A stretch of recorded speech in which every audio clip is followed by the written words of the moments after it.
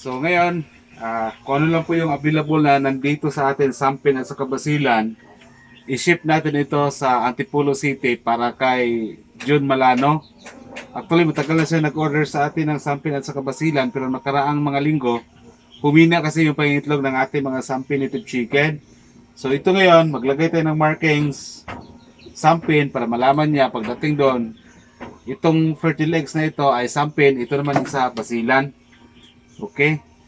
So, ano natin, tingnan natin kung ilan yung madadala natin sa or ma-ship natin going to Antipolo para kay Sir John Malano.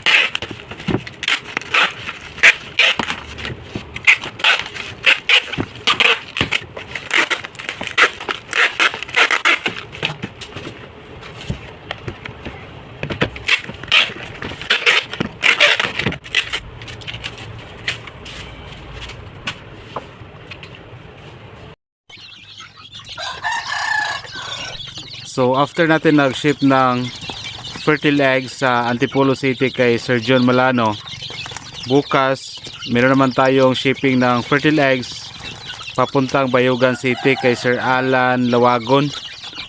So mga sampin yung sa kanya, and then ngayong araw yung na-ship natin 30 plus mix na yon ng sampin at saka basilan.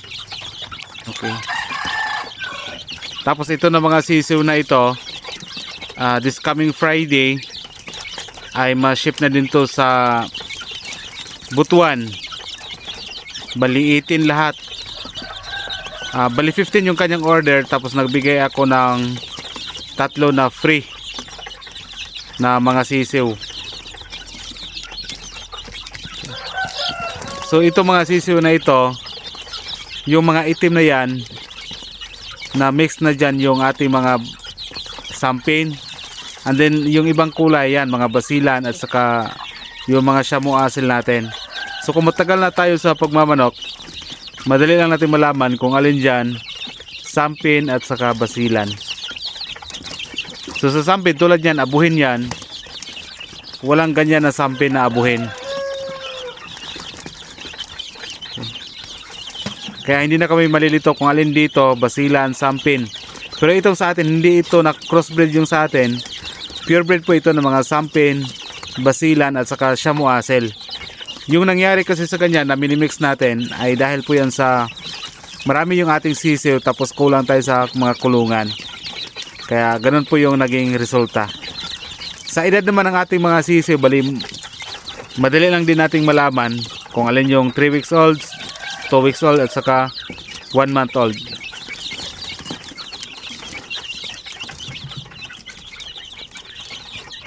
Tapos ngayong araw ay meron tayong bagong sisiw.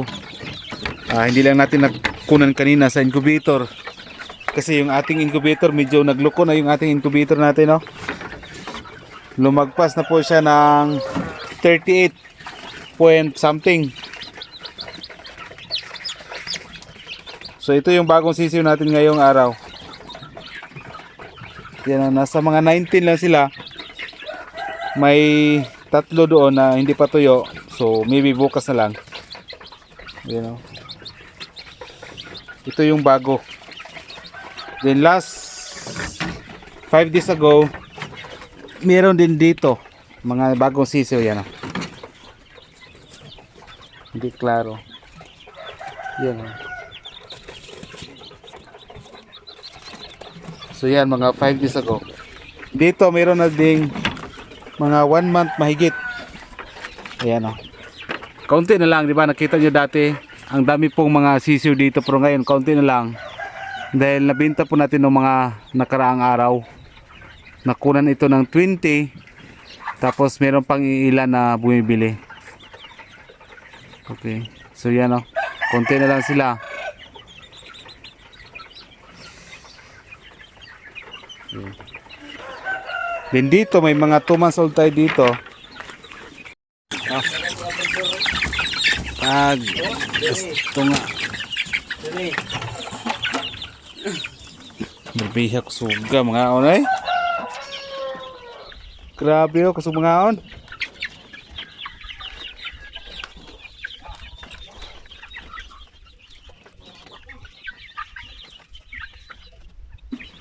Kulang pa to ganiha.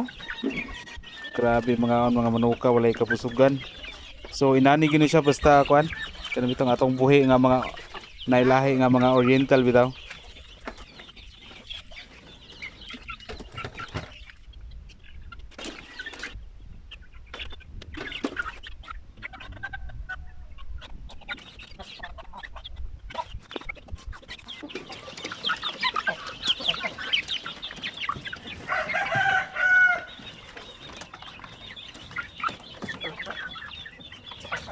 Maraming gustong bumili pero ano na lang, kulang yung ating mga sisiw na ibibinta. Lalo na pag mayroong mga thesis project sa mga estudyante, ang daming orders. So yung sa may nag-order sa atin bago lang, Basilan, gawin daw nilang thesis project. Ang i-order nila nasa mga 750 heads. So ang dami. So, bibili din tayo ng bagong mga incubator para sa ating mga sisiw. Okay, kasi unti-unti na po tayo nakikilala. At may mga estudyante ding nag-contact sa atin para sa thesis project. Sobra na ata to sobra na sa 2 months old boy ba? Sobra na to sa 2 months old, oh. Malaki na. Oh. Mga sampin yan. Ito basilan, ito samuasil. Yan may itim pero hindi ito sampin eh. Ito tulad ganyan. Malaman natin ang itsura, hindi yan sampin, basilan yan. Then yung iba sampin na yung iba. So malaki na rin sila. Yan o.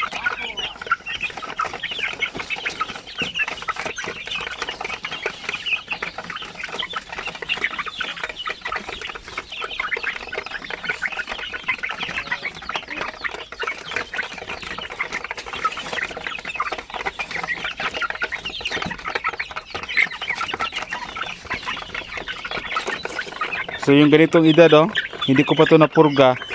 Sobrang lakas pa kumain nito. Okay. Kani boy, usap ni, lalaki ni babae? Bayi ni. Laki ni. Ito siya muasil.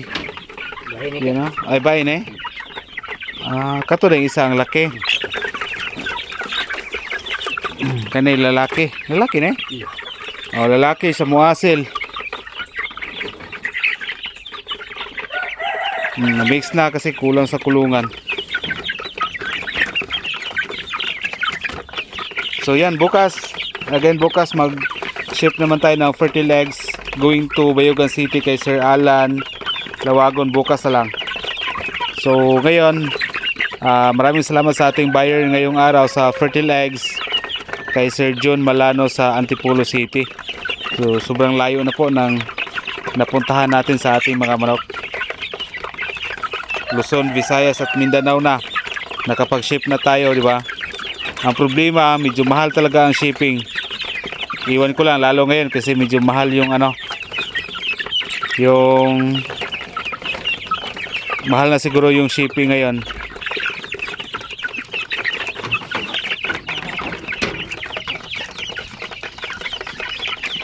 Pero kahit hindi ako mag-ship ng mga manok, marami pa namang bumibili sa atin, no?